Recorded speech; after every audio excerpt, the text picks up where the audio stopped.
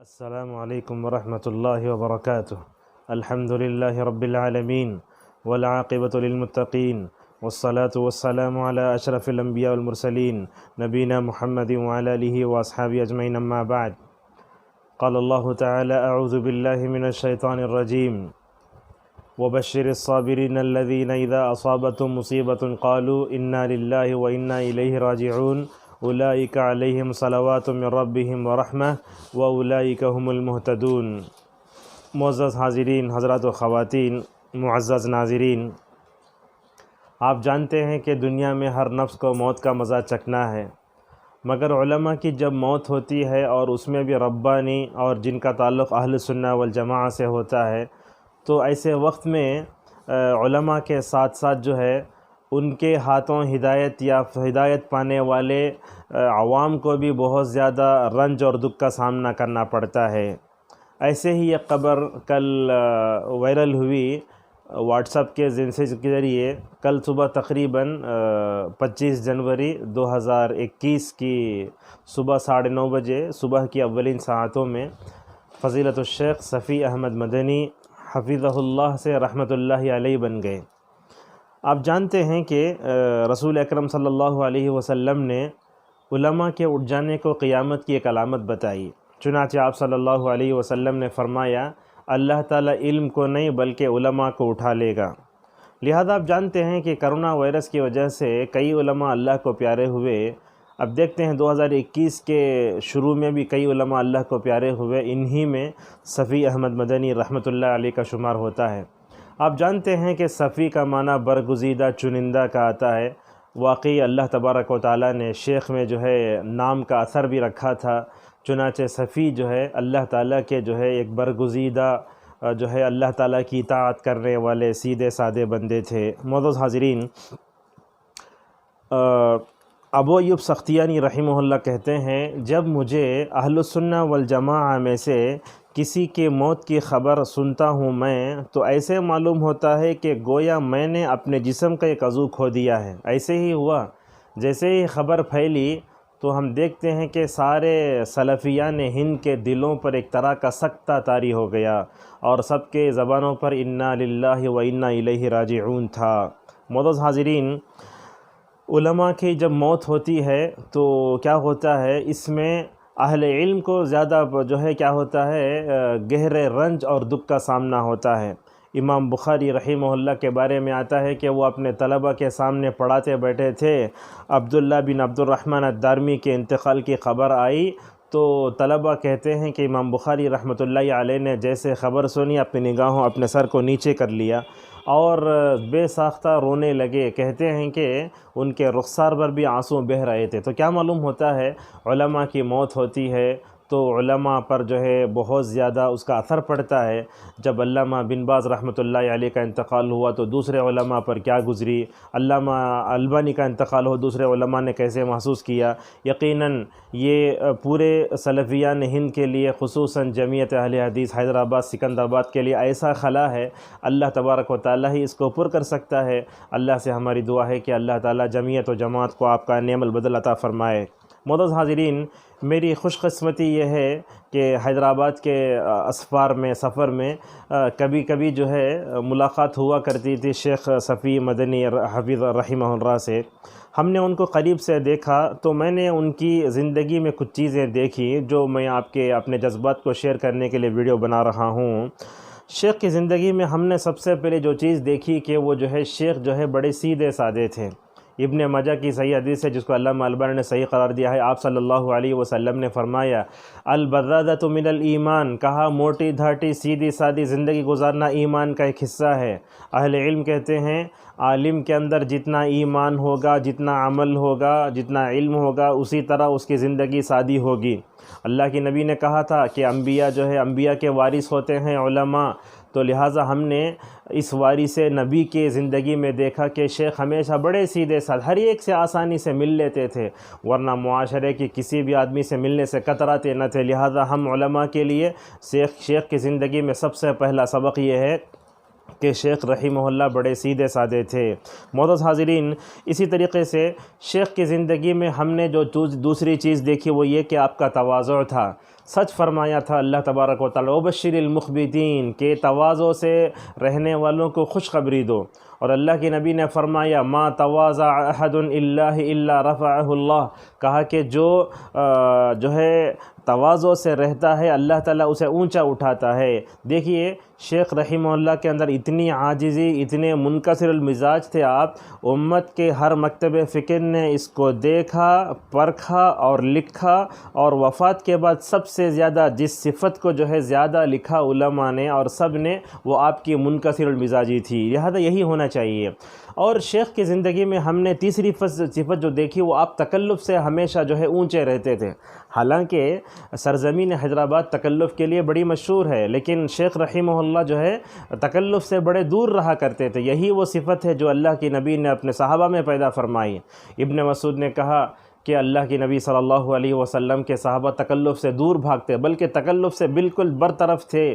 اسی طریقے سے ابن عمر کہتے ہیں نہا رسول اللہ صلی اللہ علیہ وسلم عن تکلف، اور کہا وما انا من المتکلفین، کہا گیا نبی کریم صلی اللہ علیہ وسلم کو۔ تو لہٰذا آپ کی شخصیت میں جو ہے تواضع کے ساتھ تکلف دور دور تک نہ تھا۔ آپ جب تقریر کرتے تو آپ کی تقریر بھی ہر ایک آدمی سمجھ سکتا تھا، آپ معاملہ کرتے ہو تو وہ بھی تکلف سے دور تھا۔ یعنی آپ کی زندگی کے گوشے، ہر گوشے میں دیکھتے ہیں تو دور دور تک جو ہے تواضع کی جو ہے بات سمجھ میں آتی ہے تواضع کی بات سمجھ میں آتی ہے، عاجزی، انکساری کی جو ہے مکمل طور پر ہم چیزیں دیکھ سکتے ہیں۔ معزز حاضرین، اسی طریقے سے شیخ رحمہ اللہ کی زندگی میں ہم دیکھتے ہیں کہ دوسروں کا احترام بھی کرتے تھے۔ حالانکہ جمعیت و جماعت کی نمائندگی کرتے ہوئے ہر مکتب فکر کے میٹنگوں میں اور نشست میں جاتے، ماشاءاللہ سلفیہ ہند کی جو ہے مکمل طور پر ترجمانی کرتے تھے اور حق کو بڑے اچھے انداز سے لوگوں کے سامنے پیش کرتے تھے۔ لہٰذا یہ احترام جو ہے انہی کی زندگی میں ہمیں نظر آتا ہے۔ اسی طریقے سے شیخ کی زندگی میں ایک چیز ہم نے دیکھا کہ صبر و استقامت کی دولت سے اللہ نے مالا مال فرمایا تھا۔ آج کے زمانے میں ایک مسجد میں 35 سال تک خطابت و امامت کے ذمہ داری کو ادا کرنا، یہ تو جو ہے جوئے شیر لانے کے مترادف ہے۔ عبد المتین میمن جوناگڑھی رحمہ اللہ بنگلور کے چار مینار میں وہ بھی 35 سال تک امام رہے، لوگوں کو سنبھالا، لوگوں کو بنایا، سوارا، سکھایا، جنت کا راستہ دکھایا، جہنم سے دور کیا۔ یہی صفت ہمیں ان کے اندر بھی نظر آتی ہے۔ لہذا ہم علماء کو آواز دیتے ہیں، ممبر و محراب سے جڑے رہنے کے بعد آزمائشیں ضرور آتی ہیں، لیکن امام کو چاہیے کہ وہ لوگوں کا بھلا کرتے ہوئے مکمل طور پر صبر و استقامت کے ساتھ جو ہے جڑے رہے، اور یہ حدیث پیش نظر رہے، المؤمن الذي يخالط الناس ويصبر على اذاهم خير الذي من الذي لا يخالط الناس ولا يصبر على اذاهم۔ آپ نے کہا جو مومن تعلقات رکھتا ہے، ان کی طرف سے آنے والی تکلیفوں پر صبر کرتا ہے، تو بہتر ہے اس مومن سے جو نہ تعلقات رکھتا ہے نہ صبر کرتا ہے۔ اور اسی طریقے سے شیخ کی طبیعت میں ہم نے دیکھا کہ دعوت و اصلاح کا جذبہ شروع سے لے کر آخر تک ماشاءاللہ آپ کے اندر جو ہمیشہ محرک بھی تھا، متحرک بھی تھا۔ آپ ہمیشہ متحرک رہتے تھے، بیماری کے باوجود بھی نماز فجر کے بعد درس دینا، اور جو ہے کھڑے ہونے میں تکلیف ہونے کے باوجود بھی خطبات کی ذمہ داری کو سنبھالنا، یہ تو آج ان لوگوں میں ایسے لوگ کم ہیں جو انگلیوں پر گنے جا سکتے ہیں۔ تو آپ کے اندر یہ ذمہ داری کا احساس اور لوگوں تک اپنے دین کی بات پہنچانے کا جو جذبہ آپ کے اندر تھا، وہ دنیا میں بہت کم لوگوں کے اندر آپ دیکھ سکتے ہیں۔ اور اسی طریقے سے شیخ کی زندگی میں ہم نے ایک چیز دیکھی کہ آپ نے بیماری کو دعوت اللہ کی راہ میں رکاوٹ نہیں بنایا۔ لہذا معلوم ہونا چاہیے کہ علم جو ہے آرام سے نہیں ملتا ہے۔ تو آپ نے رائچور میں، جامعہ دارالسلام میں، سلفیہ بنارس میں، اور پھر جامعہ اسلامیہ مدینہ منورہ میں کا علم حاصل کیا نا، ان تمام مراحل میں آپ نے بڑی مشقتیں برداشت کی۔ جیسے آپ نے حصول علم کے لیے مشقتیں برداشت کی، دعوت اللہ کے راہ میں بھی مکمل طور پر صبر و استقامت کا مظاہرہ کیا۔ چنانچہ اللہ فرماتا ہے وَمَا يُلَقَّاهَا إِلَّا الَّذِينَ صَبَرُوا وَمَا يُلَقَّاهَا إِلَّا ذُو حَظٍّ عَظِيمٍ۔ دعوت اللہ کے راستے میں صبر، استقامت، ضبط نفس سے رہ کر کام کرنا، یہ بڑے جو ہے نصیبے کی بات ہے۔ معزز حاضرین، اسی طریقے سے آپ کی زندگی میں ہمیں ایک سبق یہ بھی ملتا ہے کہ دعوت کا کام حکمت سے بھی ہونا چاہیے۔ آپ جانتے ہیں محبوبیہ جو مسجد چنچل گڑھے کی، اس کے آس پاس میں رہنے والے مختلف طبقات کے قسم کے لوگ تھے، لیکن آپ نے 35 سالہ خطابت اور امامت کے دوران امت کو سنبھالا، گمراہ فرقوں پر علمی رد کیا۔ ایسے ہوتا ہے کبھی انسان رد کرنے کے لیے اتر جاتا ہے کوئی بھی عالم، مگر علم سے مسلح نہیں ہوتا۔ آپ کیا تھے؟ دونوں انداز سے مسلح تھے۔ آپ کے اندر وہ صلاحیت بھی تھی، آپ حکمت سے کام کرتے تھے، آپ نے منکرین حدیث کا بھی قلع قمع کیا، بدعتوں کے لیے آپ جو ہے ننگی تلوار تھے، اور آپ دوسرے فرقوں کے لیے بھی مکمل طور پر جو ہے دفاع کرتے تھے، وہ جو ہے ان کی طرف سے ان پر رد بھی کرتے تھے۔ لہذا ہمیں رد کرتے ہوئے اسلام کا یہ جو اسلوب حکمت کا ہے اسے ہمیں مد نظر رکھنا چاہیے۔ اسی لیے اللہ نے کہا ادعو الی سبیل ربک بالحکمۃ والموعظۃ الحسنہ، اور فرماتا ہے وَمَن يُؤْتَ الْحِكْمَةَ فَقَدْ أُوتِيَ خَيْرًا كَثِيرًا۔ آپ کی دعوت میں اصلاح میں حکمت تھی، اسی لیے ہم دیکھتے ہیں کہ خیر کثیر لوگوں نے پایا۔ بہرحال باتیں بہت ہو سکتی ہیں، ہم نے ان کی زندگی میں جو چیزیں دیکھی وہ چیزیں ہم نے آپ کے سامنے بیان کی، اور یاد رکھیے علماء، حکام اور جو ذمہ دار ہوتے ہیں وہ تو اپنے پیسے کے بل بوتے پر اور منصب اور کرسی کے بل بوتے پر لوگوں پر جو ہے حاوی ہو جاتے ہیں، لیکن علماء کیا ہوتے ہیں؟ اپنے علم سے، اپنے عمل سے اور جو ہے اپنی خودداری سے لوگوں پر جو ہے حکومت کرتے ہیں۔